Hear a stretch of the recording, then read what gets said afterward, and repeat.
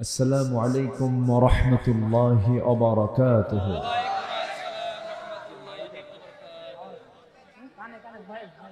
إن الحمد لله الأكرم الذي خلق الإنسان وكرم وعلمه من البيان ما لم يعلم،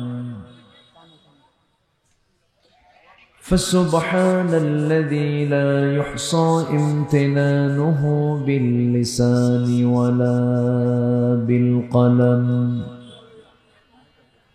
نشهد أن لا إله إلا الله وحده لا شريك له،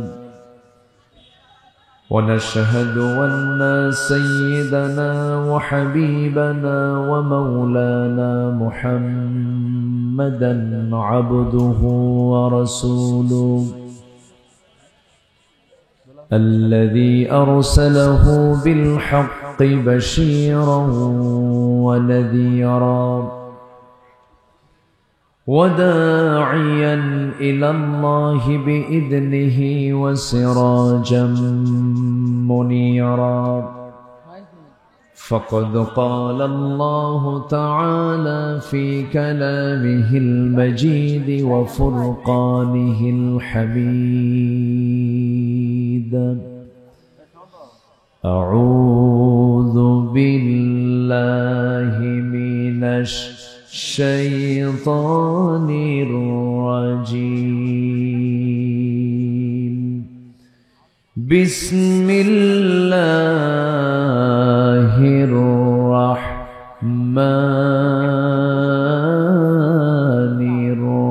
الرحيم. إن الله وملائكته يصلون على النبي يا أيها الذين آمنوا صلوا عليه وسلموا تسليما. اللهم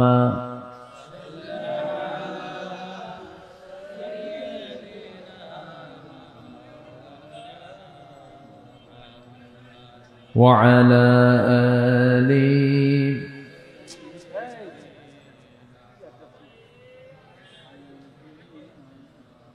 একটু মোহাব্বত দিয়ে আওয়াজ দিয়ে নবীর প্রেমে মাতোয়ারা হয়ে জবান খুলে জোরালো কণ্ঠে সবাই বলুন আল্লাহুম্মা সাল্লি আলা। এখানে মনিটর নাই, মনিটর দেন নাই কেন?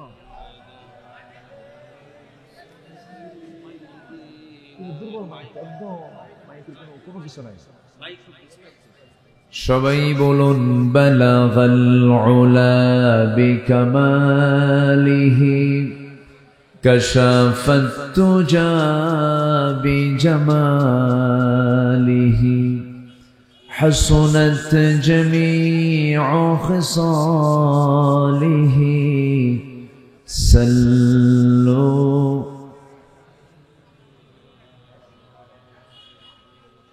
فونائے فول تو بلبل کا ترنم بھی نہ ہو، چمن دہر میں کلیوں کا تبسم بھی نہ ہو۔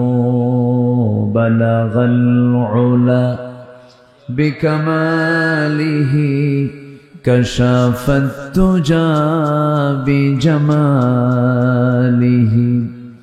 حسنت جمیع خصالہ صلوا আমিন। কোরআনের সুর মাঝে শুনেছি যে নাম, আজানের সুর মাঝেও শুনেছি সে নাম। ও নাম শুনেছি আমি আমার হৃদয়, হে রাসূল নবীজি তোমায়, হে রাসূল নবীজি তোমায়। সবাই বলি সাল্লাল্লাহু আলাইহি ওয়াসাল্লাম।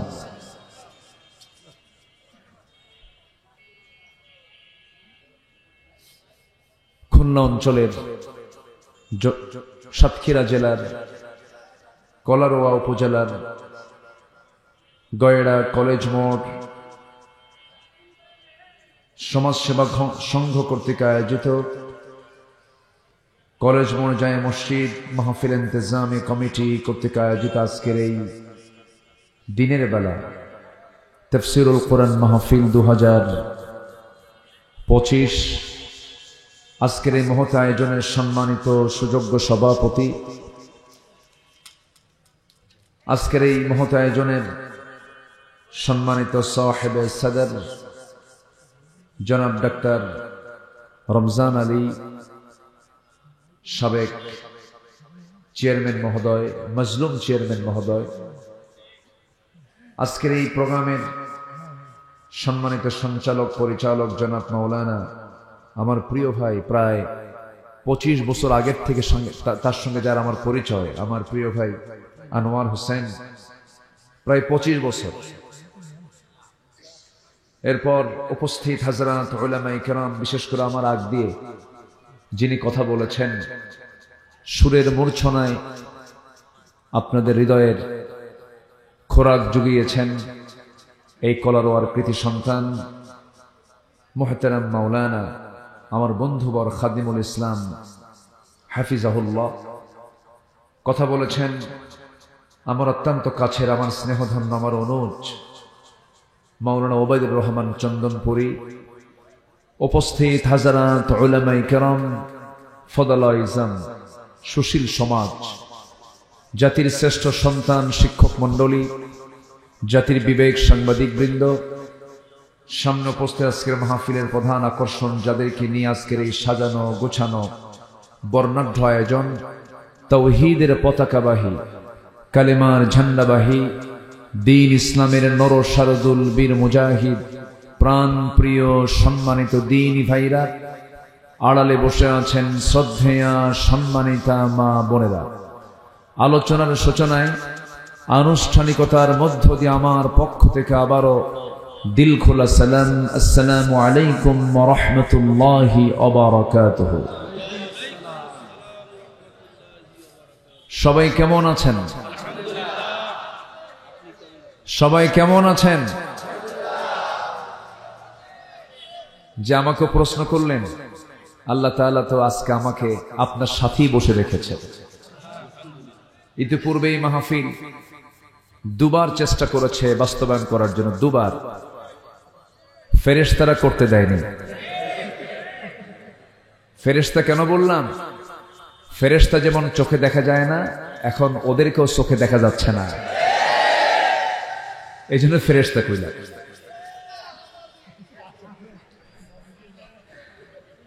যাক, সাতক্ষীরা তো, সাতক্ষীরার প্রতিটি ঘরই তো ইসলামের দুর্গ। বলি আলহামদুলিল্লাহ, আল্লাহ আমাদের কথার জবাব দিয়েছেন। আল্লাহ আলেমদের চোখের পানি কবুল করেছেন। আল্লাহ কি পারেন না? আল্লাহ পারেন না? কি আমাদেরকে দেখায় দেননি? তিনি দেখায় দিয়েছেন কিনা?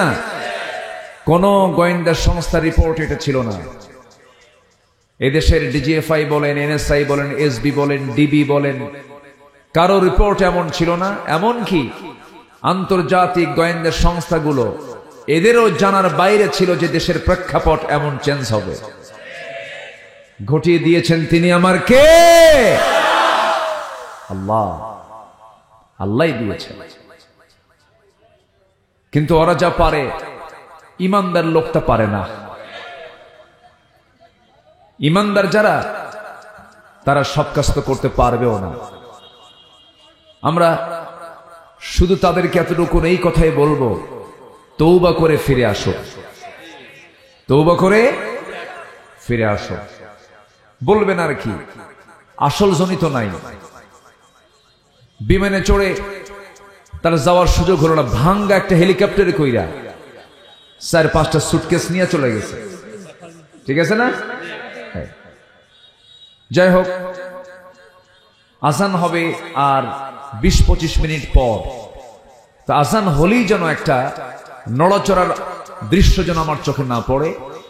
আমরা আজকে বৃহত্তর দিক তাকিয়ে পরিবেশ পরিস্থিতির আলোকে আমরা সিদ্ধান্ত নিয়েছি মাহফিলে বসার আগেই, আমি একক না, আমি সবাইকে নিয়েই বসে আমরা একটা সিদ্ধান্ত নিয়েছি। চেয়ারম্যান মহোদয়ের সঙ্গে কথা বলেছি, আমরা আজকের মাহফিলটা নির্দিষ্ট নামাজের যে সময়, যদিও এটা উচিত না, কিন্তু মাহফিলের সৌন্দর্য রক্ষার্থে কোরআনের জন্যই আমরা নির্দিষ্ট সময়ের চাইতে আমরা 20 থেকে 25 অথবা সর্বোচ্চ 30 মিনিট পরে আমরা আজকে নামাজটা আদায় করব।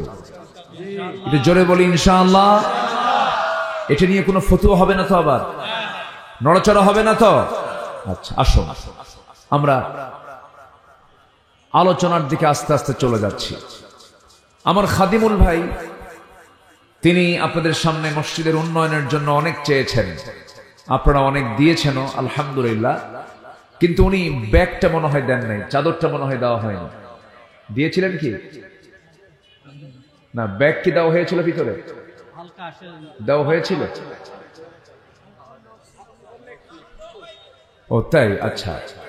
তাহলে আল্লাহর ঘর তো, আমি একটু মানে জাস্ট আপনাদেরকে একটু কষ্ট দিয়ে 2 মিনিট আল্লাহর ঘরের জন্য আমি একটু বলবো। দয়া করে কেউ রাগ করবেন না। কত বিড়ির টাকা, বিড়ি খায় শেষ হয়ে যায়। একটু একটু আজকে নয় বিড়ি খাইলেন না, 7 দিন না হয় বিড়ির ব্যাপারে একটু হরতাল করলেন। একটু ব্যাগ যাবে কই? ব্যাগগুলো দেন, ব্যাগগুলো যাবে।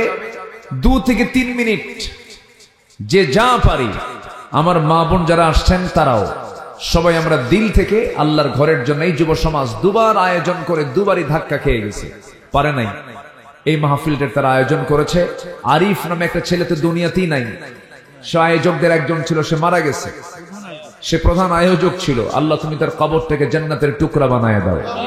তো ব্যাগ যাচ্ছে, সবাই দিবেন জিকিরের তালে তালে, যে যা পারি। আমার মা বোন, আমি দেখতে চাই আজকে কম্পিটিশনের দানের দিক থেকে আজকে পুরুষের চাইতে মায়েরা আগায়া যাবে ইনশাআল্লাহ। জিকির করি সুবহানাল্লাহ আলহামদুলিল্লাহ লা ইলাহা, আরো জোরে লা ইলাহা। মহিলা প্যান্ডেলে যারা ভলেন্টিয়ার আছেন, খুব গুরুত্বের সঙ্গে মনোযোগ দিয়ে শুনুন। ব্যাগগুলো মেয়েদের মধ্যে দিয়ে দেন, মাদের দায়িত্ব দিয়ে যে যা পারে। আমার মা, আপনার আঁচল থেকে আপনার মনের আশা কি, সেই আশাটাকে আগে মাথায় নিয়ে লালন করে নিয়ত করবেন, আগে দিবেন। ফের অবশ্যই এতগুলো মানুষের দান, এর সাথে আপনার দান মিশে যাবে, অবশ্যই আল্লাহ পাক দোয়া কবুল করবেন ইনশাআল্লাহ। তো যাচ্ছে ব্যাগ, সবাই দিবেন। আপনার যে কোনো সমস্যা নিয়ত করেন, নিয়ত করবেন আপনি, কবুল করবেন কে? আল্লাহ। জিকির করেন সুবহানাল্লাহ আলহামদুলিল্লাহ লা ইলাহা, সুবহানাল্লাহ আলহামদুলিল্লাহ, আরো জোরে লা ইলাহা, সুবহানাল্লাহ আলহামদুলিল্লাহ, আরো জোরে লা ইলাহা।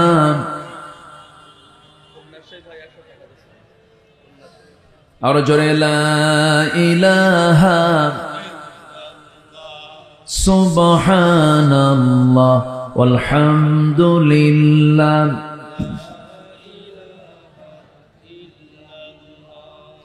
আরো জোরে লা ইলাহা। যে হাত একটু চালু করুন, যে হাত চালু করুন, যে যা পারেন দ্রুত গতিতে দিয়ে দেন। দিলেও দোয়া, না দিলেও দোয়া হবে, সমস্যা নেই। আরে ভাববেন না যে আমি দিলাম না, আমার জন্য দোয়া নাই। না, দোয়া আছে, সবার জন্য দোয়া। শুধু দোয়া করবেন আল্লাহ যেন এই যুব সমাজকে প্রতি বছর এই মাহফিল করার তৌফিক দান করেন। জোরে বলি আল্লাহুম্মা আমিন। জি, আমরা যে যা পারি দিয়ে দেই, আর ভলেন্টিয়ার যারা আছেন নিয়ে এটা নিজ দায়িত্বে, এটা আমানত মনে করে মাহফিল কর্তৃপক্ষের কাছে, কমিটি কর্তৃপক্ষের কাছে এটা হস্তান্তর করুন। আল্লাহ তুমি সবার এই যত্নে করা এই দানকে তুমি আল্লাহ সাইয়েদনা উসমান, আলী, আবু বকর রাদিয়াল্লাহু আনহুম এই সমস্ত সাহাবীদের দানের সঙ্গে তুমি আল্লাহ কবুল করে নাও। জোরে বলি আল্লাহুম্মা আমিন। আসুন, সময় যেহেতু কম তো আমি এখন মূল আলোচনার দিকে আস্তে আস্তে চলে যাচ্ছি। আমার মা বোনদের ভিতরে কি যে হলো আমি তো জানি না। মা বোনদের যারা দান করেন নাই তারা সবাই দিল থেকে দান করবেন বলে আশা করি ইনশাআল্লাহ। সম্মানিত ভাইয়েরা, সম্মানিত হাজিরিন, আসুন আমরা এখন মূল আলোচনার দিকে যাই।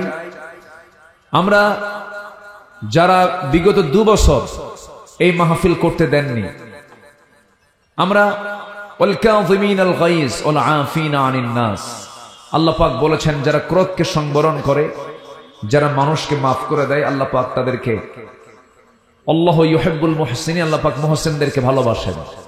কিন্তু যদি এখনো ষড়যন্ত্রের জাল বিস্তার করতে চান, ক্ষমা কিন্তু হবে না। আসতে বলবেন না, জোরে বলুন ঠিক কিনা।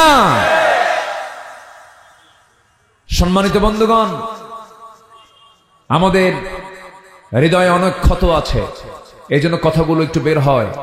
এটাকে বিরক্তের চোখে মনে করলে হবে না। অনেক ক্ষত আছে।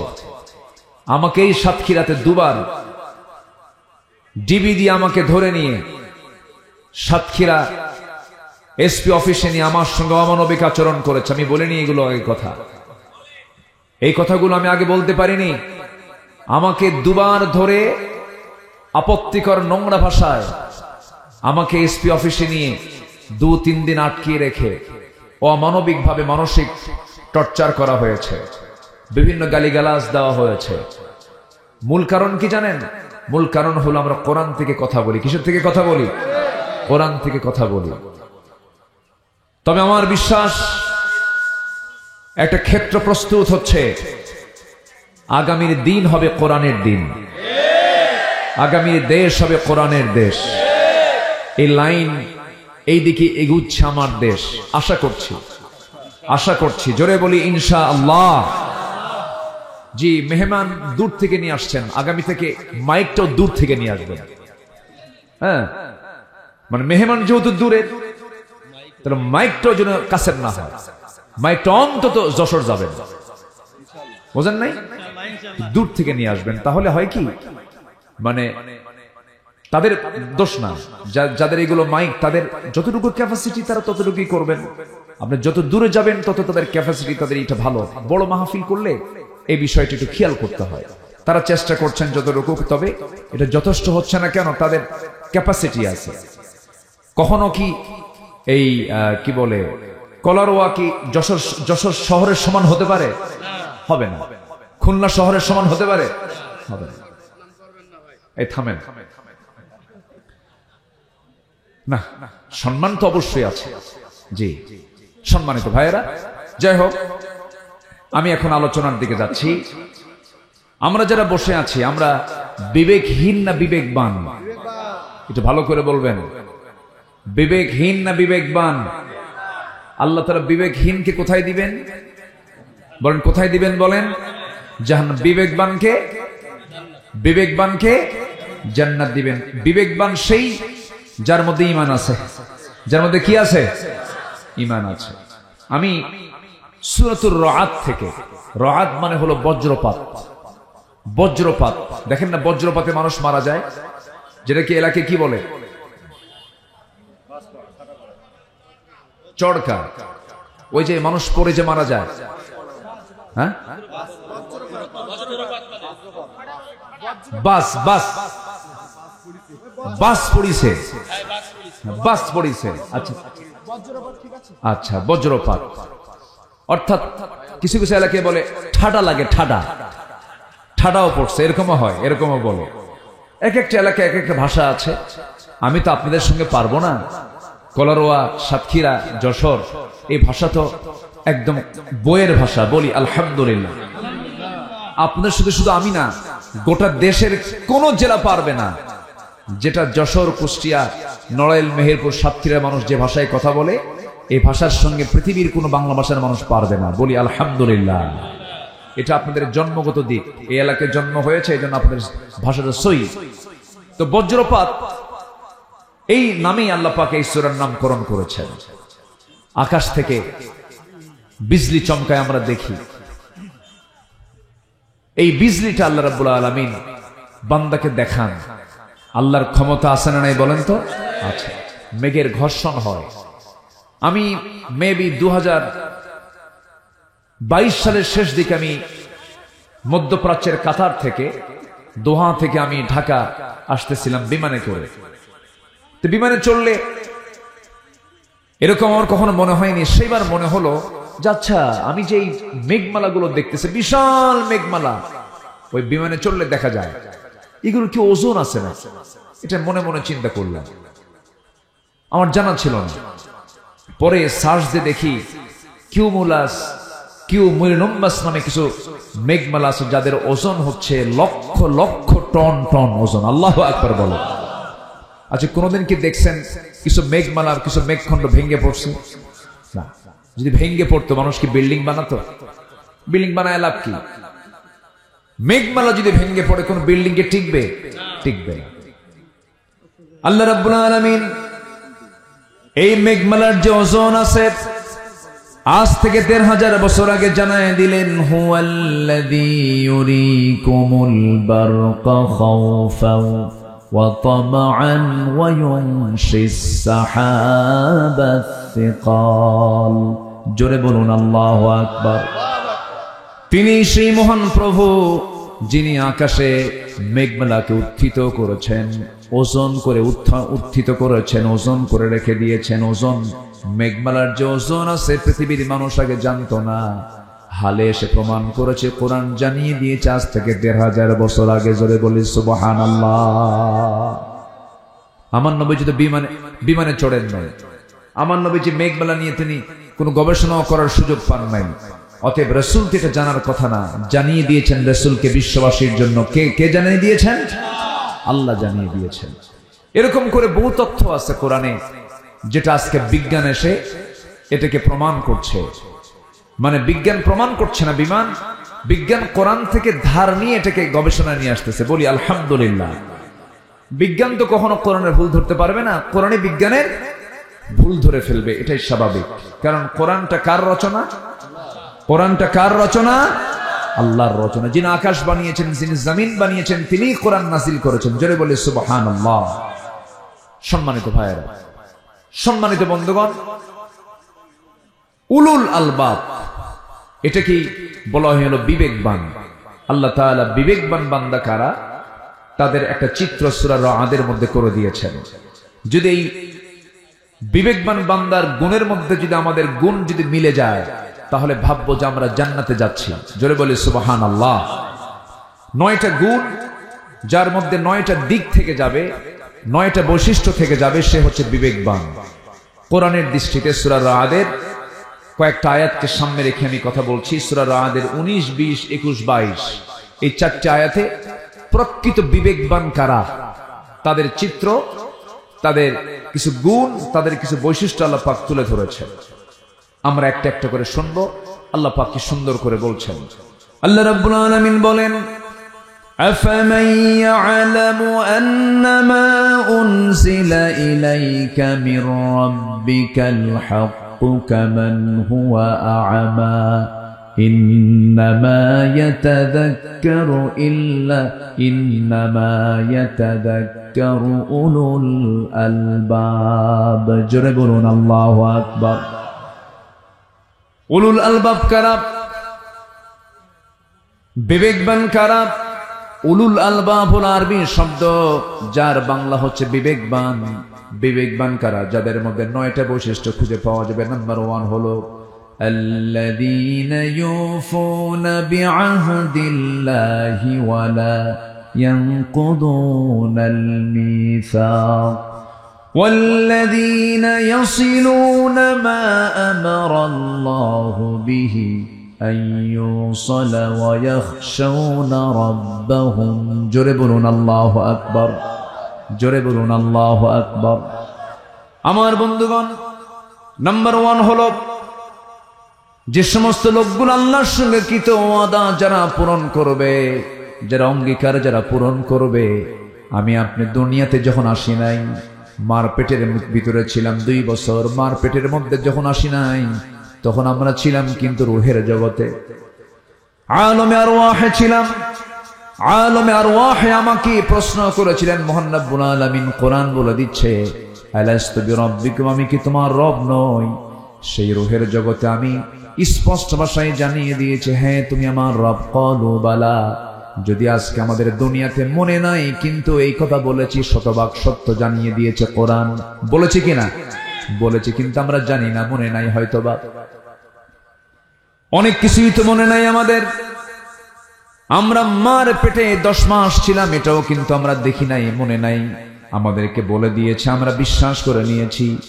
মার পেট থেকে দুনিয়াতে এসেছি, 2টা বছর দুধ পান করেছে, এটাও কারো মনে নাই, কিন্তু বিশ্বাস করে নিয়েছে। আমাকে জানিয়ে দিয়েছেন মা, আমাকে লোকজন বলেছেন তুমি এই মায়ের দুধ পান করেছো, বিশ্বাস করে নিয়েছি। মার দুধ পান করা যেমন না দেখি বিশ্বাস করতে হয়, মার পেটে যেমন 10 মাস থাকা না দেখি বিশ্বাস করতে হয়, ঠিক তেমনি রূহের জগৎ আমি বলেছি, হ্যাঁ তুমি আমার রব, এমনই কথাটাও না দেখি বিশ্বাস করতে হবে। এটাই হলো ঈমান। এটা কি? ঈমান। আমি রূহের জগতে বলে এসেছি, হ্যাঁ তুমি আমার রব। আল্লাহ বলছেন, যারা এই ওয়াদা যারা পূর্ণ করবে তারা হচ্ছে বিবেকবান। তারা কি বলেন তো? বিবেকবান। অর্থাৎ হ্যাঁ তুমি আমার রব। রব মানে কি? রব মানে হচ্ছে আইনদাতা, বিধানদাতা। সকল প্রকার অপূর্ণতা, অযোগ্যতা, ব্যর্থতা থেকে যিনি মুক্ত, তিনি আমার কে? একটু জোরে বলেন, তিনি আমার কে? আল্লাহ। আমার আল্লাহ যে আইনদাতা, তিনি যে আইন দিয়েছেন, এতে কোনো সন্দেহ আছে? কিন্তু আমার দেশে যে আইনটা আছে, রাষ্ট্রীয় পর্যায়ে যে বিধানটা আছে, এটা কি আমার আল্লাহর আইন? কার আইন? বলেন কার আইন? বলেন কার আইন আছে? মানুষের আইন। মানুষ এই 2 চোখ দিয়ে লিখেছে, এই 2 চোখ দিয়ে দেখে হাত দিয়ে লিখেছে, ব্রেন খাটিয়েছে, এরপর একটা আইন রচনা হয়েছে। বলুন তো, মস্তিষ্ক প্রসূত মানুষের মস্তিষ্ক থেকে বের হওয়া আইন, এটা মজবুত হবে না আল্লাহর আইন মজবুত হবে? তাহলে আমরা যে আইন দিয়ে চলছে, এটা কি মজবুত আইন না দুর্বল আইন? বলুন বলুন, কি আইন? বলেন, দুর্বল আইন। এবং দুর্বল আইন দিয়ে বলা হয় যে মধ্যযুগীয় সেই 1500 বছর আইন দিয়ে, 1500 বছর আগের আইন দিয়ে আজকের সমাজ চলতে পারে না। এমন জাতীয় বাজে কথা বলার মতো মানুষ আমার দেশে আছে না নাই? তাদের কি বিবেক আছে? তাদের কি বিবেক আছে? আল্লাহ বলছেন তারা হচ্ছে বিবেকহীন। বিবেকবান তারাই। 1 নম্বর গুণ, যারা কৃত ওয়াদা আল্লাহর সঙ্গে যে করে এসেছিল রূহের জগতে, হ্যাঁ তুমি আমার আইনদাতা, যারা এটাকে এই ওয়াদা যারা পূরণ করেছে তারা হচ্ছে বিবেকবান। এখন বলি আপনাদেরকে, একটু মন খারাপ করা যাবে না। আমার আল্লাহর আইন ছাড়া যারা অন্য কোন আইনকে বিশ্বাস করে যদি কেউ নামাজ পড়ে, এটা ভণ্ডামি ছাড়া কিছু না। আসতে বলবেন না, জোরে বলুন ঠিক কিনা? আল্লাহর আইন বাদ দিয়ে অন্য আইন মানে, এদিকে নামাজ পড়ে, এদিকে হজও যায়, ওর সুবিধা মতো সে ইসলামকে মানতে চায়। আমার আল্লাহকে যদি রব হিসেবে মানতে হয়, আমার আল্লাহকে আইনদাতা হিসেবে মানতে হবে, ঠিক কিনা বলেন? আমরা বহু আইন আমার দেশে দেখেছি। সোজা কথা, কেউ গায়ে পড়ে কথা টেনে নিবেন না নিজের গায়ে। সোজা কথা বলি, এই দেশের স্বাধীনতার 53-54 বছর চলছে আজ। কেউ চালিয়েছেন 25 বছর, কেউ চালিয়েছেন 16 বছর, কেউ চালিয়েছেন 9 বছর, কেয়ারটেকার গভর্নমেন্টে কয়েক বছর। সবার নাম মুসলমান হলেও তারা ইসলাম দিয়ে দেশ চালান নাই। তারা নামাজের আইন পাশ করেন নাই, সুদের বিরুদ্ধে আইন পাশ করেন নাই, যাকাতের আইন তারা চালু করেন নাই। সব থেকে শেষ আগামীর দেশ আমরা দেখতে চাই কোরআনের দেশ। রাজি আছেন কারা কারা? হাত উঁচু করে দেখান মুসলমান।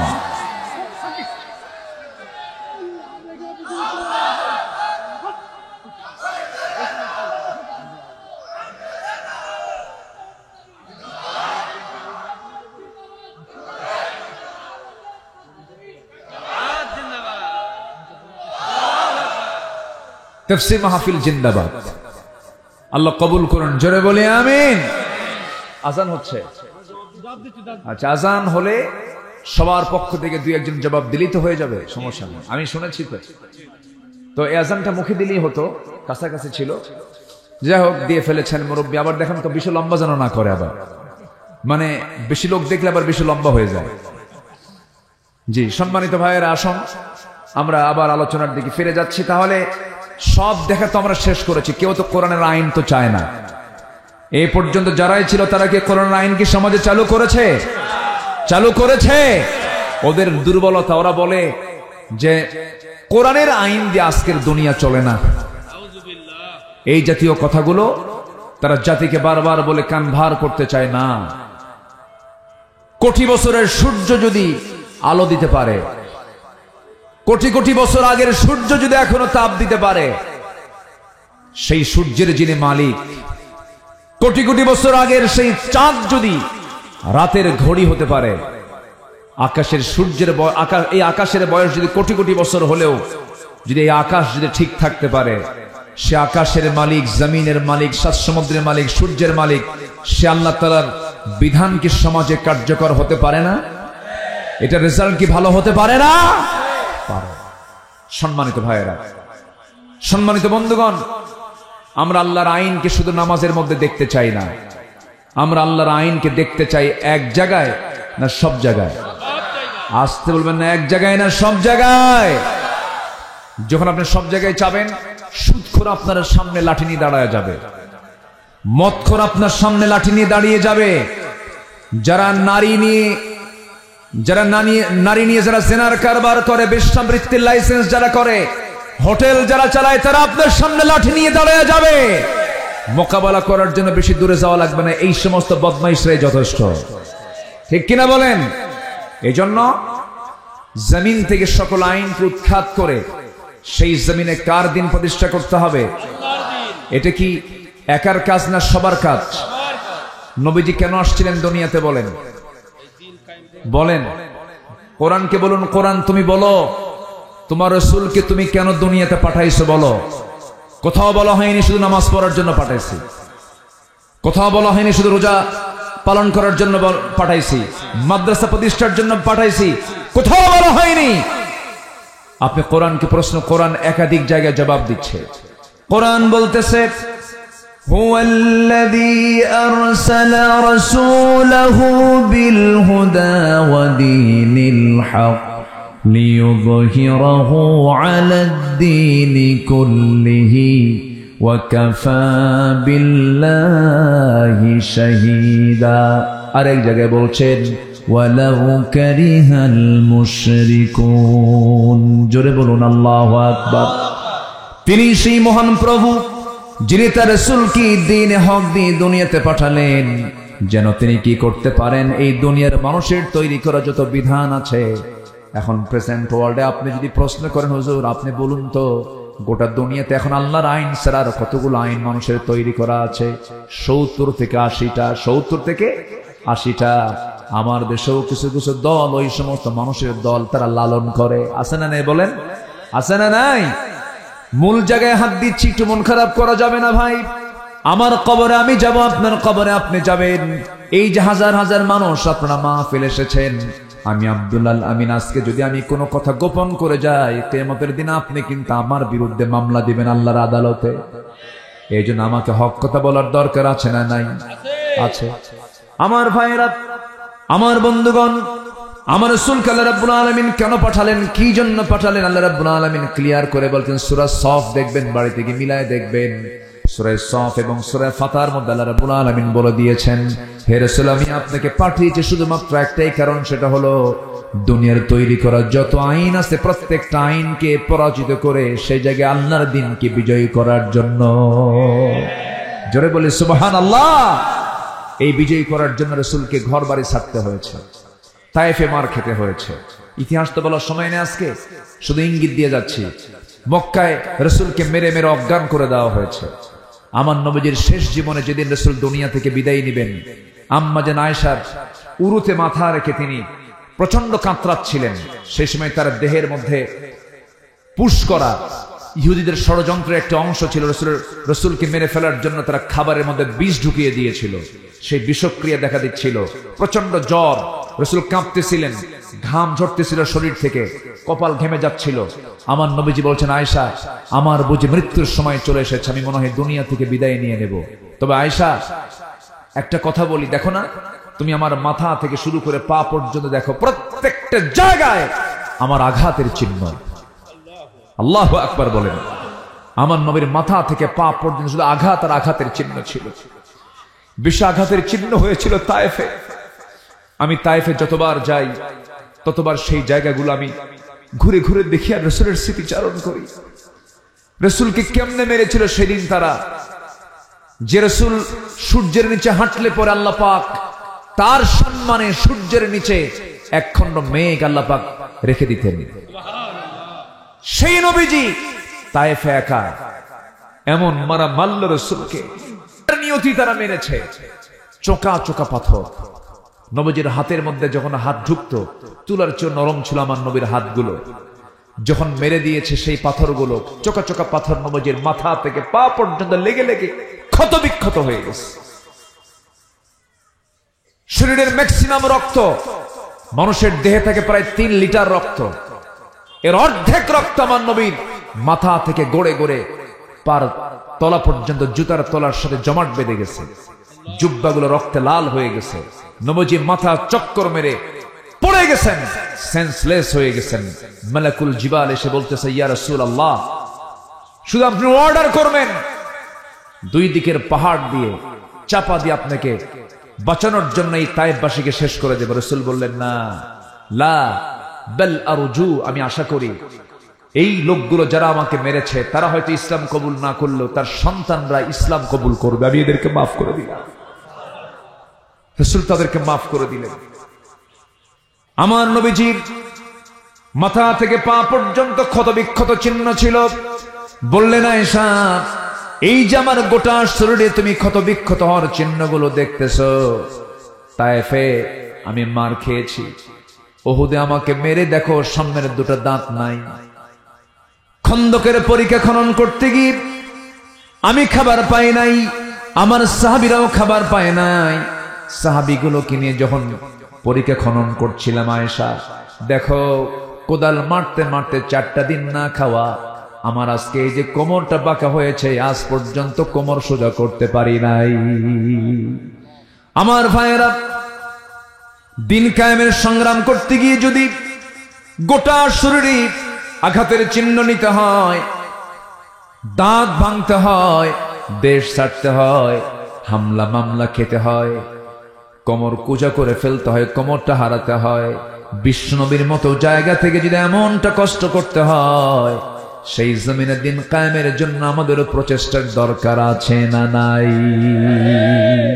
শুধু মিষ্টি খাওয়া সুন্নাত, দুপুর পরে ঘুমানো সুন্নাত, মাথায় টুপি দেওয়া সুন্নাত, আতর লাগানো সুন্নাত, সুরমা লাগানো সুন্নাত, এই সুন্নাতকে আপনি এক পাল্লায় দিয়ে দেন, আর নবীর দাঁত ভাঙা সুন্নতকে এক পাল্লায় দিয়ে দেন, দাঁত ভাঙা সুন্নতের ওজনটাই বেশি ভারী হয়ে যাবে। সামনের দিনে আমাদের একটাই লক্ষ্য হলো, কোনো কথা মানবো না, কোন আইন মানবো না, কোন বিধান মানবো না, কোন ব্যক্তি মানবো না। একটাই কথা হবে, এই জমিন যার, হুকুম চলতে হবে তার। ঠিক কিনা? এটাই হচ্ছে 1 নম্বর ওয়াদা। যারা বিবেকবান তারা আল্লাহর সঙ্গে কৃত অঙ্গীকার তারা পূরণ করবে। আরো আছে 9টা। তাফসীর মাহফিল তো এটা কোরআন থেকেই কথা বলা দরকার, ঠিক কিনা বলেন? এই জন্য আমি আয়াতকে মিস করছি না, আমি আয়াতকে লেগেই সামনের দিকে এগুচ্ছি। আরো 8টা পয়েন্ট আছে। এদিকে আজান হয়েছে, কোনো টেনশন নাই।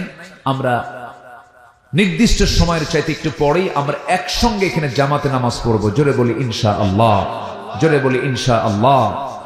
সম্মানিত ভাইয়েরা, কষ্ট পাচ্ছেন নাকি আপনারা? কোন অসুবিধা নাই তো? জোরে বলি ইনশাআল্লাহ। সম্মানিত ভাইয়েরা, তাহলে নাম্বার 1 হচ্ছে কি, যারা আল্লাযীনা ইউফুনা বিআহদিল্লাহ, যারা আল্লাহর সঙ্গে কৃত অঙ্গীকার যারা পূরণ করবে। ওই যে বলে এসেছিলাম, তুমি আমার রব, তুমি আমার আইনদাতা। দুনিয়াতে যারা এই রুবুবিয়্যাতকে প্রতিষ্ঠার জন্য, আল্লাহর আইনকে জমিনে প্রতিষ্ঠার জন্য যারা সংগ্রাম করবে, আন্দোলন করবে, তাদের ওয়াদা পূরণ হচ্ছে। এরাই হচ্ছে বিবেকবান। যদি বলি আল্লাহু আকবার। এই যে দুই একজন করে ওঠে কেন চাচা? Any problem?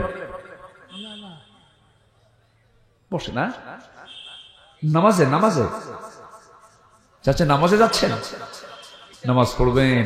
ও চাপ চাপ না, ঠিক আছে, অনেক বয়স হয়ে গেছে।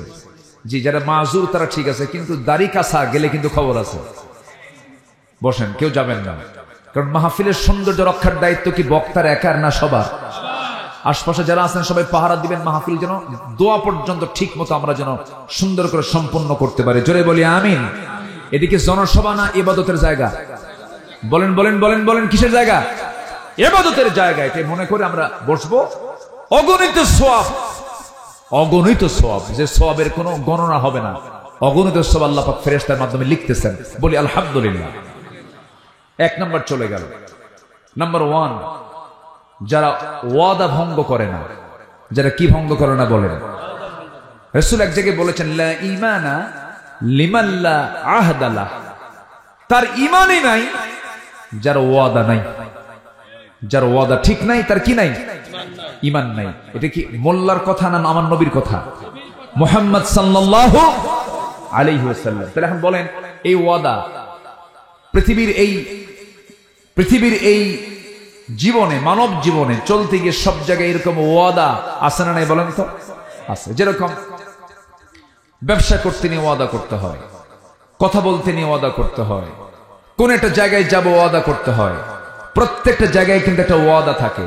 এই ওয়াদা যারা ঈমানদার তাদের কখনো ওয়াদা ভঙ্গ হবে না। আর যার ওয়াদা ভঙ্গ হয় সে কি বিবেকবান না বিবেকহীন? বলেন, বিবেকবান না বিবেকহীন? আপনি একটা ব্যক্তির সঙ্গে ওয়াদা করেছেন, ভাই তুমি আমার থেকে 2 লক্ষ টাকা পাও, আমি তোমাকে অমুক দিন দেব। এই কথাকে পুঁজি করে সেই লোকটা বলছে, ভাই একজন লোক আমাকে 2 লক্ষ টাকা দেওয়ার কথা, এই টাকাটা আমি তোমাকে অমুক দিন আমাকে একজন দেবে, এর পরের দিন আমি তোমাকে দেব। তাহলে আপনার এই ওয়াদার কারণে তিনি আরেকজনকে ওয়াদা করেছেন, আরেকজনকে তিনি আবার ওই টাকাটা দিবেন, তিনি আবার আরেকজনকে বলেছেন। যিনি শুরুতে ওয়াদা ভঙ্গ করলেন সে কি বিবেকবান না বিবেকহীন? আচ্ছা, মানুষের ঈমানের চেক হয় নামাজে না লেনদেনে? ভালো করে বলবেন, ভালো করে বলবেন।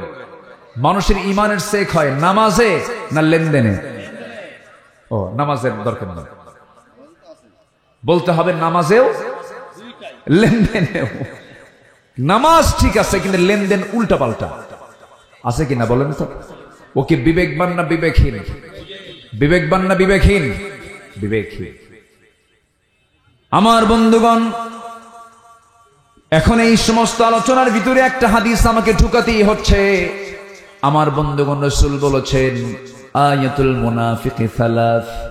মুনাফিককে চেনার জন্য 3টা সিম্পটম তোমরা দেখবা। যদি 3টা সিম্পটম কারো মধ্যে পাও, সে লোকটা মুনাফিক। নাম্বার 1, ইদা ওয়াদা আখলাফা, যখন সে ওয়াদা করে ওয়াদা ভঙ্গ করে। নাম্বার 2 হলো যখন তার সামনে আমানত রাখা হয় আমানতের খেয়ানত করে ফেলে। নাম্বার 3 হলো যখন সে কথা বলে মিথ্যা কথা বলে, বাজে কথা বলে। এই 3টা বদঅভ্যাস যার মধ্যে আছে সেই লোকটা মুনাফিক। বলেছেন মুহাম্মদ সাল্লাল্লাহু আলাইহি ওয়াসাল্লাম। তাহলে যারা মুনাফিক হয় তারা কি বিবেকবান হয় না বিবেকহীন হয়? বিবেকহীন হয়। তাহলে উলুল আলবাব যদি হতে চাই, 1 নম্বর ওয়াদা ঠিক রাখতে হবে। কার সাথে? আল্লাহর সাথে যে ওয়াদা ছিল সেই ওয়াদা আমরা ঠিক রাখবো। নাম্বার 2 হচ্ছে অঙ্গীকার আমরা ঠিক রাখবো। আমাদের যে ওয়াদা এটা আমরা সব জায়গায় ঠিক রাখার চেষ্টা করব। জোরে বলি ইনশাআল্লাহ। ইন্নাল্লাহ লা ইখলিফুল মিআদ। আল্লাহ তাআলা নিজেও কখনো ওয়াদা ভঙ্গ করেন না। আমরাও আল্লাহর গুণটা লালন করব। আমরা কখনো ওয়াদা ভঙ্গ ইচ্ছা করে কখনো ভঙ্গ করব, অনিচ্ছাই হতে পারে। বান্দার ভিতরে তো অনেক সময় বান্দাই তো পারে না, আর সব পারেন কে? আল্লাহ। কিন্তু আপনি চেষ্টা করার পরেও আপনি পারেন নাই, এটা আল্লাহ পাক আপনাকে মাফ করতে পারেন। কিন্তু প্ল্যান করে আপনি ওয়াদা করে ওয়াদা পূরণ করছেন না। বলুন তো, একটা প্রশ্ন করে, আজকের সমাজে যে টাকা ঋণ দেয় সে বিপদে, যে টাকা ঋণ নেয় সে বিপদে। বলেন বলেন, এটা কি একটা আদর্শ সমাজের বৈশিষ্ট্য? এটা বলেন তো। যে দেয় সে বিপদে, আর যে নেয় সে নিরাপদে। সে কি বলেন? সে নিরাপদে। যারা ব্যবসায়ী না তারা আমার আজকের আলোচনায় খুব খুশি হচ্ছেন, যে ভালো করে কম, হালকা তো করেও টাকা তুলতে পারি না। আল্লাহ তাআলা দেখেন কিভাবে সুন্দর করে কথাগুলো সাজাচ্ছেন। তো টাকা পায় একজন, বলতেছে ভাই তুমি আমার থেকে টাকা নিলে অমুক দিনের কথা বলে আজকে তো দেওয়ার কথা, তুমি দাও কেন না, তুমি আরেকদিন আসো। পরপর 3 দিন না করছে, একদিন বলেই ফেলতেছে, সত্যি করে বলি ভাই তুমি কি আমাকে টাকা দিবা? তুই কি এখনো বুঝোস না আমি টাকা দেবো কি দেবো না? রাগের ঠেলায় যে পাওনাদার যে টাকা পায়, রাগের ঠেলায় সে বলেই ফেললো আল্লাহ তুমি সাক্ষী থাকো, ওর কাছ থেকে আর কোনোদিন টাকা চাবো না, যা তোর কাছ থেকে যে টাকা পাই সেই টাকা আমি হাসরের দিন তুলে নেব। জবাবে কয় লম্বা ডেট পাইলাম। কি ডেট পাইলাম? লম্বা ডেট। তাহলে বলেন এদের কি ইমান আছে? আজ থেকে এদের কি ইমান আছে? আজকে সমাজটা কোথায় চলে গেছে দেখেন। আমার বন্ধুগণ, আল্লাহ রাব্বুল আলামিন এর জন্য বলছেন বিবেকবান হও, বিবেকবান যদি হতে পারো আমি তোমাকে জান্নাত দিয়ে দেব। আপনি একজনকে ঠকাচ্ছেন, কিন্তু আপনি তো ঠকাচ্ছেন না, আপনি নিজেই ঠকে যাচ্ছেন, আপনি নিজেই হেরে যাচ্ছেন। আমার ভাইরা, কোন অফিসার যদি সরল হয় মানুষ তাকে বোকা বলে, কিন্তু যে লোকটা ঘুষ খায় সেই লোকটাকে চালাক বলে। একদিন কিয়ামতের দিন ওই সমস্ত ব্যক্তির জন্য আল্লাহ রাব্বুল আলামিন উপর করে তাকে জাহান্নামের মধ্যে ফেলবেন, সুদখোরকে জাহান্নামের মধ্যে ফেলবেন। আল্লাহ তাআলা যা হারাম করেছেন সে হারামের কাছে একজন বিবেকমান মানুষ যেতে পারে না। নাম্বার 3 হলো সম্পর্ক। আমরা পৃথিবীতে সবার আগে যার সঙ্গে গড়ব তিনি আমার কে বলেন? আল্লাহ রাব্বুল আলামিন বলছেন ওয়াল্লাযীনা ইয়াসিলুনা মা আমারাল্লাহু বিহি আইয়ুসাল। নাম্বার 3 হলো ওই সমস্ত বান্দাগুলো বিবেকবান, তাদের মধ্যে কমন সেন্স আছে, যারা পৃথিবীর সবার সঙ্গে সম্পর্ক থাকলো না গেল এই কথা না চিন্তা করে আগে চিন্তা করে আমার সঙ্গে আমার আল্লাহর সম্পর্ক ঠিক আছে কিনা। যাতে মাতাল তাহলে ঠিক থাকতে হবে। দুনিয়ার সবার কাছে মাইনাস হয় হোক, কিন্তু আমার আল্লাহ যেন বাদ না পড়ে। আর আমাদের চিন্তা হলো কিছু কিছু লোকের যা কিছু হয় হোক আল্লাহর কাছে মাফ চেয়ে নেবো, আগে এগুলো করি। এরকম আসলে নেই বলেন তো? আগে চিন্তা থাকতে হবে, আমার সম্পর্ক রাখতে হবে আগে কার সাথে? আসতে বলবেন না, কার সাথে? আল্লাহর সাথে। আমার আল্লাহ তো সেই আল্লাহ যে আল্লাহ শুধু মানুষকে লালন পালন করেন না, তিনি গোটা পৃথিবীর সব কিছুকে লালন পালন করেন। যেরকম সুবহানাল্লাহ, অবাক হয়ে যাবেন। প্রত্যেকটা প্রাণী কিন্তু আল্লাহর জিকির করে। যেরকম সুবহানাল্লাহ। কোন প্রাণী কি খায়, কোন প্রাণী কখন ঘুমায়, কোন গাছের পাতা কখন পড়ে, কোনটা আগে পড়ে আর কোনটা পরে পড়ে, এটাও আল্লাহ জানেন। আল্লাহু আকবার বলেন। সমুদ্রে কত প্রাণী আছে, আকাশে উড়ন্ত কত প্রাণী আছে, জঙ্গলে কত প্রাণী আছে, স্থলভাগে কত প্রাণী আছে। সমস্ত প্রাণীর রিস্কের সমস্ত ম্যানেজমেন্টের দায়িত্ব কার?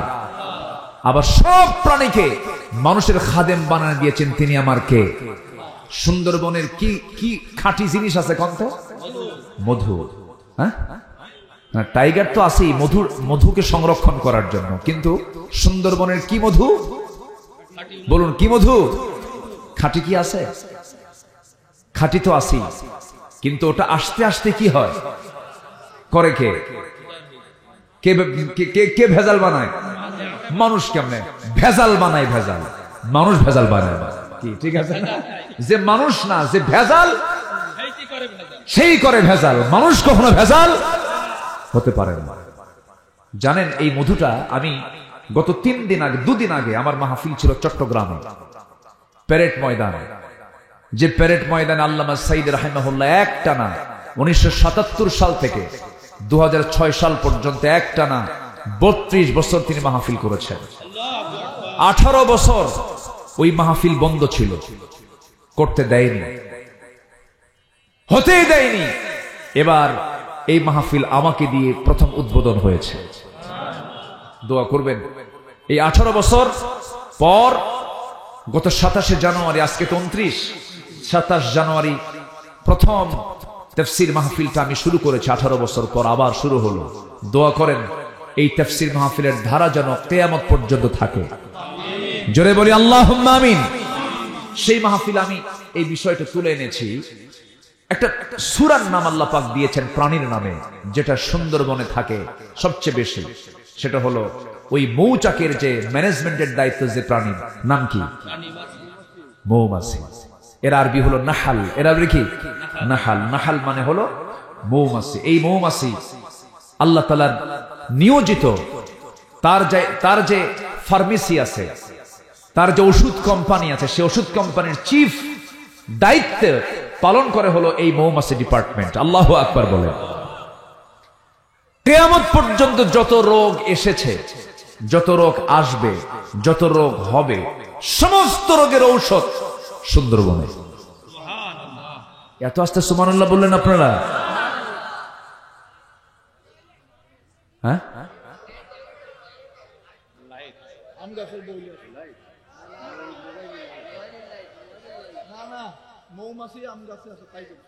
ও কোনো সমস্যা নাই তো? আমার কথা বুঝতে পারছেন সবাই? তো এই মৌমাছির আরবি হচ্ছে সূরাতুন নাহাল। নাহাল মানে হচ্ছে কি? মৌমাছি। হ্যাঁ, ও এই আলো, আপনার মোবাইলের আলোটা ডিস্টার্ব করছে, বন্ধ করেন। চোখে লাগে। হ্যাঁ ঠিক আছে, আমার দিকে তাকান। এখন এত সুন্দর মানুষ আপনারা, বলি আলহামদুলিল্লাহ। কি সুন্দর করে কোরআন তো কোরআনের আকর্ষণে, যেখানে চুম্বক থাকে আশেপাশের লোহা কি করে? সব চলে আসে চুম্বকের কাছে। কোরআন আছে যেখানে ইমানদার আছে, সেখানে কি সুন্দর করে সব এসেছেন। আল্লাহর কসম, এটা কোনো ব্যক্তি আব্দুল্লাহ আল আমিনের আকর্ষণ নয়, কোরআনের আকর্ষণ। আল্লাহু আকবার বলেন।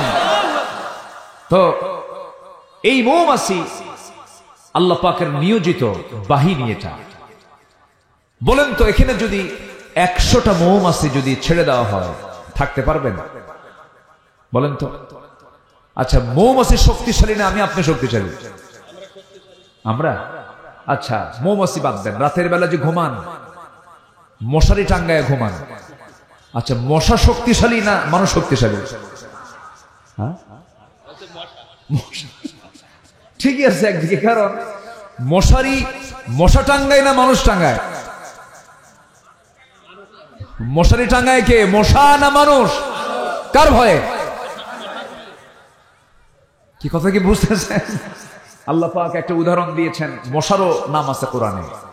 কোরআনের মধ্যে মৌমাছির নাম আছে, আবার মশার নামও আছে। সূরাতুল বাকারার 26 নম্বর আয়াতে আল্লাহ পাক মশার কিছু কথা বলেছেন।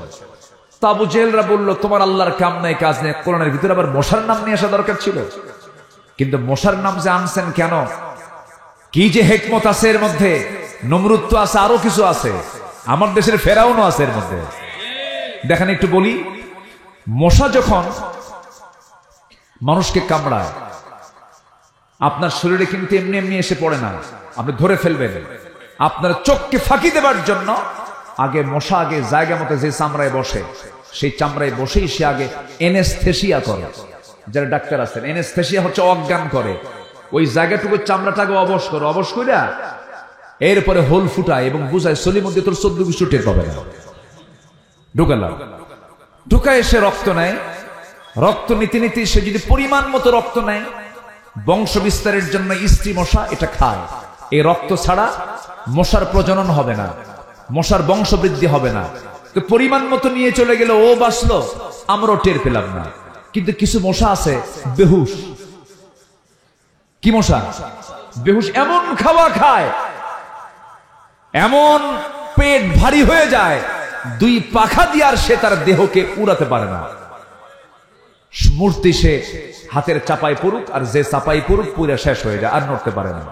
এই 16 বছর যারা ক্ষমতায় ছিল, এরা খাইছে কম না খাইছে বেশি? কিসের মতো? বেহুশ মশার মতো। কি মশার মতো? বেহুশ মশার মতো। মনে করে নাই যে ধরার জন্য একজন পেছনে আছেন আল্লাহ তাআলা। খাইছে বেশি, মরছে তাড়াতাড়ি, ঠিক কিনা? এখনো যারা খেতে চান একটু কম খান। কি এখনো যারা খেতে চাচ্ছেন, চাঁদাবাজি করতেছেন, একটু কম খান, একটু হুঁশ নিয়ে আসেন, বেশি খায়েন না। বেহুশ খাইলে কিন্তু জনগণ শুধু ইন্ডিয়া না, একদম দিল্লি পার করে আরেক দেশে পার করে দেবে, ঠিক কিনা?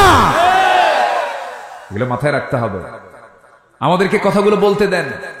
আমরা কোন দলীয় এজেন্ডা পূরণ করার জন্য এখানে আসি না।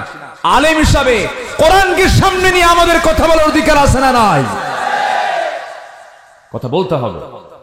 নাম্বার 2, শীতের রাতে মশা কম থাকে, কিন্তু আপনি দেখলেন আপনার bedroom, drawing room, dining room, kitchen room কোথাও মশা নাই। শুয়ে পড়ছেন রাত্রেবেলা, লাইট বন্ধ করা মাত্রই 5 মিনিট পরই কিছু মশা আপনার কানের কাছে এসে সারে গামা পাধানিসা শুরু হয়ে গেছে, ঠিক আছে? তো এই মশাটা আপনাকে দেখলো কেমনে? কেমনে সে টের পেল যে আপনি এখানে শুয়ে আছেন? সায়েন্স বলতেছে 75 ফুট দূর থেকে টের পায় একটা মশা এখানে কোন শরীর মধ্যে শুয়ে আছে। সুবহানাল্লাহ বলবেন না? ক্ষমতা কে দিয়েছেন? কে দিয়েছেন বলেন? মশাকে দুর্বল চোখে দেখার কোনো সুযোগই নাই। আবার এই মশা যখন আপনার গায়ে যখন পড়ে, আপনার কানের কাছে এসে যে ভন ভন করে যে আওয়াজটা হয়, এই কানের কাছে এসে যে আওয়াজটা করতে, সেটা কিন্তু তার ভোকাল কর্ডের কোন আওয়াজ নয়, কণ্ঠের কোন আওয়াজ নয়। মাসে যে 2 পাখা নিয়ে ওড়ে, সেই পাখার আওয়াজ আপনার ঘুমটা নষ্ট হয়ে যায়। এই পাখা যে তার দেহে প্রত্যেকটা সেকেন্ডে সেকেন্ডে নড়ে, প্রত্যেক সেকেন্ডে প্রত্যেকটা মশা তার পাখা নড়ায়। সায়েন্স বলতেছে একবার নয়, 2 বার নয়, প্রতি সেকেন্ডে 500 থেকে 600 বার পর্যন্ত মশা তার পাখা ঝাপটান মারে। যেরকম সুবহানাল্লাহ। প্রতি সেকেন্ডে কয়বার? 500 থেকে 600 বার। আজ পর্যন্ত কোন মেশিন, এত দ্রুতগামী মেশিন তৈরি হয়নি। সুবহানাল্লাহ বলবেন না?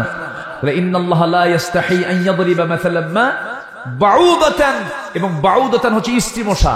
মশা যে কামড়ায়, পুরুষ মশা কামড়ায়, স্ত্রী মশা কামড়ায়। আল্লাহ পাক 1000 বছর আগে স্ত্রী মশার কথাই বললেন। আল্লাহু আকবার বলেন। আচ্ছা, গেল। এখন মৌমাছির দিকে আসেন। মৌমাছির কথা বলছিলাম। এই মৌমাছি, তার ডিপার্টমেন্ট হলো মৌচাক।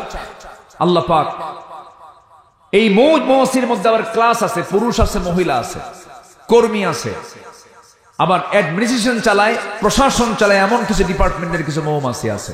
আল্লাহ পাক সবাইকে দায়িত্ব দেননি। এই দায়িত্ব দিয়েছেন হলো ফিমেল বি, যেটা স্ত্রী মৌমাছি, যেটা আল্লাহ পাক তাকে ইঙ্গিত দিচ্ছেন। আল্লাহ রাব্বুল আলামিন বলেন, ওয়াআউহা রাব্বুকা ইলান নাহলি আন ইত্তাখিযী মিনাল জিবালি বুয়ুতা ওয়া মিনাশ শাজারি ওয়া মিম্মা ইয়ারিশুন।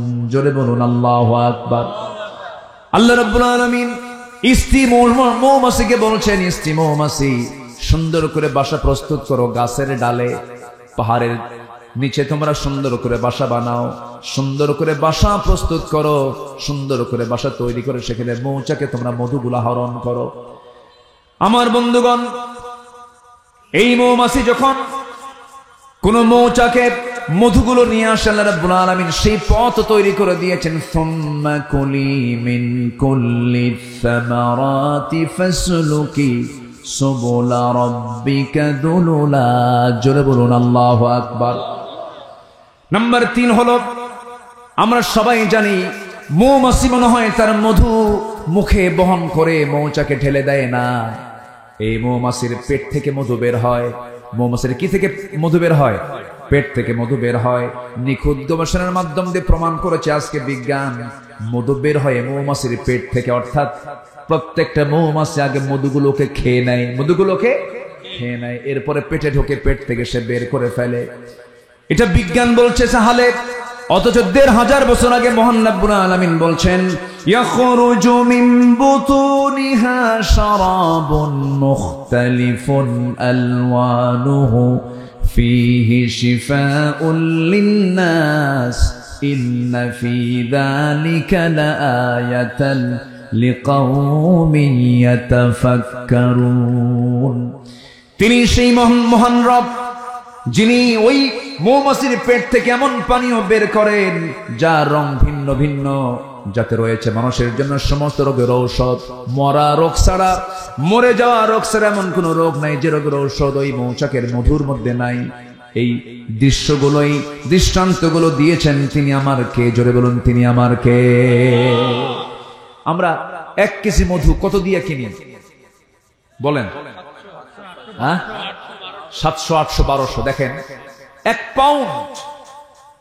পাউন্ড মধু বানাতে 550 মৌমাছিকে প্রায় 20 লাখ ফুলে ভ্রমণ করতে হয়। 1 পাউন্ড মধু তৈরিতে 550 মৌমাছিকে প্রায় 20 লাখ ফুলে যেতে হয়, ভ্রমণ করতে হয়।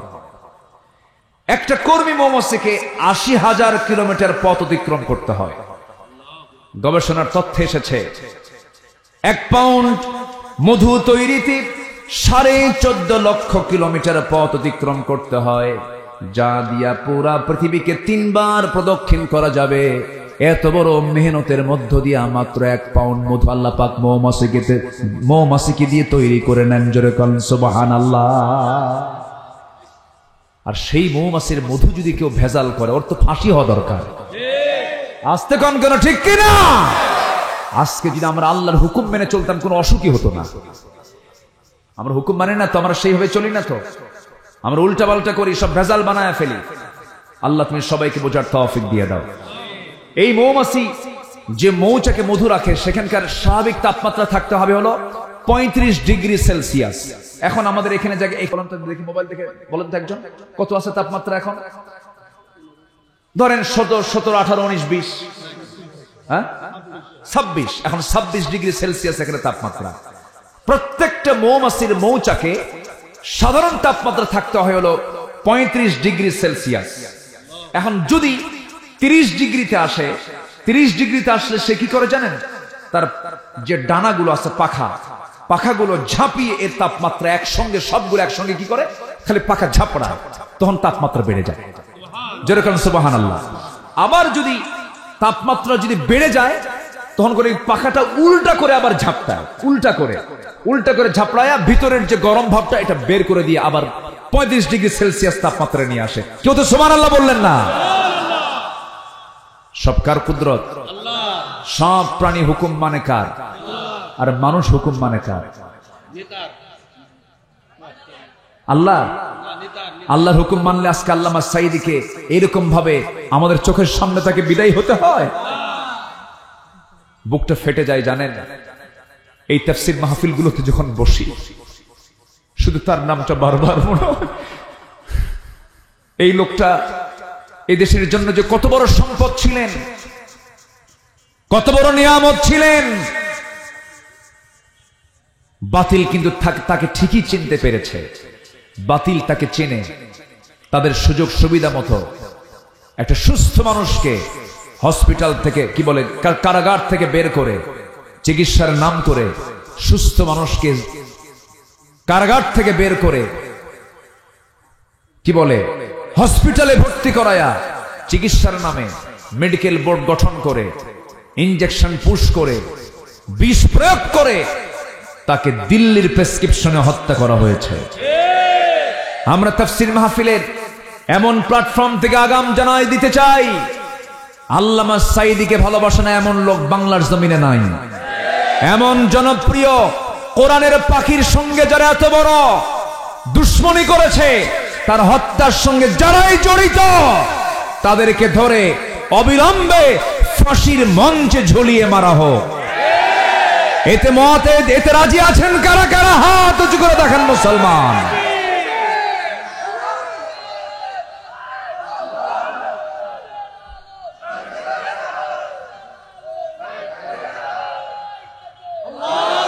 আলেম ওলামা যেখানে, আল কোরআন যেখানে, কোরআন হাদিস যেখানে, নারে তাকবীর। সব সমস্যার সমাধান, বলেন সব সমস্যার সমাধান। এই বিশ্বাস আছে তো ইনশাআল্লাহ? আগামীর দেশ আমরা কোরআন দিয়ে সাজাবো, জোরে বলে ইনশাআল্লাহ। আর কেউ রাজাকার গালি দিয়ে লাভ নাই, আর কেউ মৌলবাদ বলে গালি দিয়ে লাভ নাই। জি আলহামদুলিল্লাহ। এই সময় জি জি শুকরিয়া, আলহামদুলিল্লাহ। বসো আব্বু। দাদির জন্য দোয়া চেয়ে কিছু দান করে গেছে, আল্লাহ কবুল করো, জোরে বলি আমিন। একটা ফরজ কাজ কিন্তু আমাদের বাদ পড়ে আছে। কি নামাজ বলেন তো? সবাইকে 5 ওয়াক্ত নামাজ পড়ি। 5 ওয়াক্ত নামাজ আজকের থেকে আর ছাড়বো না, কারণ মরণ তো এখান থেকে উঠতেও পারি নাও পারি। এই হলো জীবনের গ্যারান্টি। আমরা কেমন সিদ্ধান্ত নিতে পারি? হাজার হাজার মানুষ আজকের এই তাফসীর মাহফিলে আজকের থেকে সিদ্ধান্ত নিলাম, আল্লাহ তোমার হক, তোমার সঙ্গে ওয়াদা করেছিলাম তুমি আমার রব, তোমার রুবুবিয়্যতের ঘোষণা দেওয়ার জন্য আমরা উলুল আলবাব হয়ে বিবেকবান হয়ে সিদ্ধান্ত নিলাম, জীবনে আর 1 ওয়াক্ত নামাজ কোনোদিন ছেড়ে দেব না। সবাই কি রাজি আছেন? হাত উঁচু করে দেখান তো সবাই একটু, জোরে বলি ইয়া আল্লাহ। আমাদেরকে 5 ওয়াক্ত সালাত আদায় করার তৌফিক তুমি আল্লাহ দিয়া দাও। জোরে বলি আমিন, আরো জোরে আমিন, আরো জোরে আমিন। হাত নামান। সবাই রাগ করলেন নাকি আপনারা? নামাজ পড়লে কি আমার লাভ না আপনার লাভ? আচ্ছা, আল্লাহ আমরা যদি নামাজ না পড়ি আল্লাহর কোনো যায় আসে? যায় আসে না। নামাজ পড়লে কার লাভ হবে? নিজের লাভ হবে। নামাজ আমরা পড়বো, কেউ ছাড়বো না, জোরে বলি ইনশাআল্লাহ। আমি যদি আর কিছু সময় নেই, নামাজটা বড় ঝুঁকিপূর্ণ হয়ে যাবে। সব দিকে আমরা খেয়াল করব। দোয়ার বিষয় আছে, আরো কিছু বিষয় আছে। কেউ উঠবেন না কিন্তু, আমি সবাইকে নিয়ে দোয়া করব। যাদের আব্বা আম্মা আছে কেউ উঠবেন না। জীবিত আছে অথবা মরা আছে, না বাপ মা ছাড়া কেউ আছেন নাকি? কারো জীবিত আছে, কারো মৃত্যু। সবাইকে নিয়ে আমরা দোয়া করবো। একটা লোক উঠবেন না। সবাইকে নিয়ে আমরা ধীরে ধীরে দোয়ার দিকে যাচ্ছি। শুধু পয়েন্ট আকারে, উলুল আলবাব কারা? কারা উলুল আলবাব কারা? বিবেকবান মানুষ যাদের মধ্যে 9টা গুণ আছে। আমি 3টা বলেছি। 1 নম্বর হচ্ছে কার ওয়াদা পূর্ণ করা? আল্লাহর ওয়াদা। নাম্বার 2 হচ্ছে অঙ্গীকার ভঙ্গ না করা, ওয়াদা ভঙ্গ না করা। নাম্বার 3 হচ্ছে সম্পর্ক বজায় রাখতে হবে কার সাথে? নামাজ বাদ দিয়া, নামাজ সহ। নাম্বার 4 ভয় করবো একজনকে, তিনি আমার কে? নাম্বার 5 বিচার দিবসকে ভয় করব। নাম্বার 6 ধৈর্য ধরবো। নাম্বার 7 নামাজ কায়েমের সংগ্রাম করব। নাম্বার 8 গোপনে প্রকাশ্যে দান করব। নাম্বার 9 ভালো কাজের দ্বারা মন্দ কাজকে প্রতিহত করব। এই 9টা গুণ আছে যার, আল্লাহ বলছেন সেই বান্দাই হচ্ছে উলুল আলবাব। আমি ওর জন্য জান্নাত রেডি করে রেখে দিয়েছি। আল্লাহ কবুল করুন, জোরে বলি আমিন। যারা আলেম ওলামা আছেন তারা আলোচনা একটু হলেও তারা হকটা পেয়েছেন। আমি চেষ্টা করেছি। এখন আসুন, আমরা এখন কোনো কথা নাই, দোয়ার দিকে যাব। চাইবো কার কাছে বলেন তো? আল্লাহর। সবাই বলি সুবহানাকাল্লাহুম্মা ওয়া বিহামদিকা আশহাদু আল্লা ইলাহা ইল্লা আনতা আস্তাগফিরুকা ওয়া আতুবু ইলাইকা। চিৎকার মেরে বলি আল্লাহ, আমার জীবনের সাগীরা কবীরা, ছোট বড় সব গুনাহ তুমি আল্লাহ মাফ করে দাও। জোরে বলুন ইয়া রাব্বাল আলামিন। জি, আপনি দোয়া করে দেন, আপনি দোয়া করেন, আপনারা দোয়া করেন।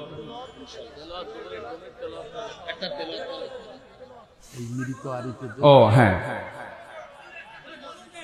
জি, একজন এখানে। আর নাইম কোথায়? নাইম, যে নাইমের বন্ধু ছিল, প্রথম উদ্যোক্তা ছিল মৃত আরিফ, ইয়াং, তারুণ্যের অহংকার, সেই ছেলেটা আজকে দুনিয়াতে নাই। আল্লাহ তুমি তার কবরটাকে জান্নাতের টুকরা বানায় দাও। জোরে বলি আল্লাহুম্মা আমিন। জি, এই মাহফিল প্রত্যেক বছর হোক, সবাই চান তো ইনশাআল্লাহ? জি। ধৈর্য ধারণ করার শক্তি দাও গো মেহেরবান আমায়, দাও গো মেহেরবান। এটা ধৈর্য ধরেন। ধৈর্য ধারণ করার শক্তি দাও গো মেহেরবান আমায়, দাও গো মেহেরবান। বুকের ভেতর ব্যথার নদী বইছে অবিরাম, বইছে বইছে অবিরাম। ধৈর্য ধারণ করার শক্তি দাও গো মেহেরবান আমায়, দাও গো মেহেরবান। আধার আমার আলো দিয়ে কানাই কানাই দাও ভরিয়ে, আধার আমার আলো দিয়ে কানাই কানাই দাও ভরিয়ে, অন্তর জোড়ে দাও গো প্রভু ভোরের পাখির গান। বুকের ভেতর ব্যথার নদী বইছে অবিরাম, বইছে বইছে অবিরাম। ধৈর্য ধারণ করার শক্তি দাও গো মেহেরবান আমায়, দাও গো মেহেরবান। ফাগুন কেড়ে নেয়া চতর আষাঢ় করে দাও, গাছে গাছালির শীতল ছায়ায় জীবন ভরে দাও আমার, জীবন ভরে দাও। ধৈর্য ধারণ করার শক্তি দাও গো মেহেরবান আমায়, দাও গো মেহেরবান।